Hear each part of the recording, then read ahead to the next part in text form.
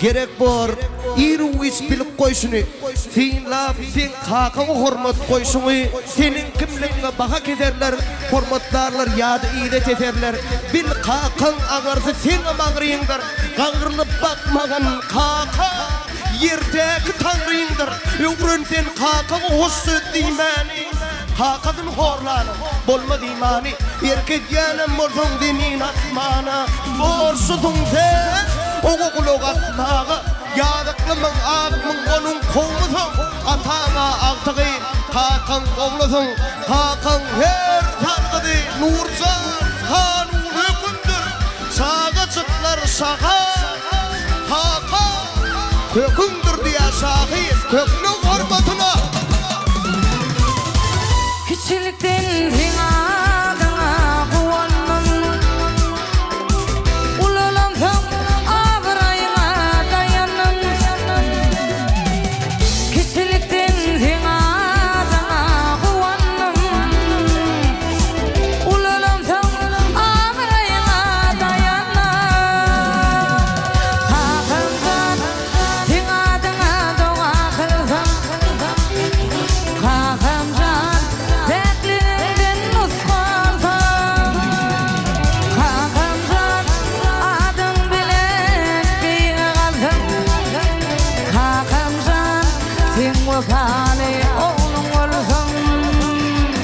Yentenden yel kalk keser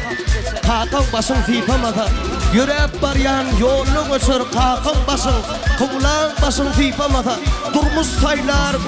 merdini başa teç etmez her kimi üzgüler götürmez derdini kakın basın kıvlan basın fipamada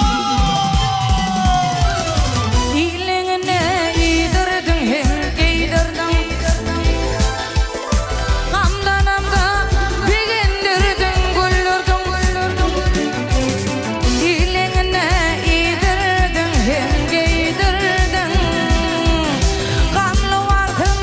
bigindirdin güldürdin Kakımdan sen adına doğa kılsam Kakımdan tekliğinden muslansa Kakımdan adın bilen bir arsın Kakımdan sen vefali oğlum olsun Ağlap durkam dedi ağlama barkam Zadadar etmerin demal durkam Hatta kudayım kam çekmegin bu dünyada yok kam Seyle mehrivanni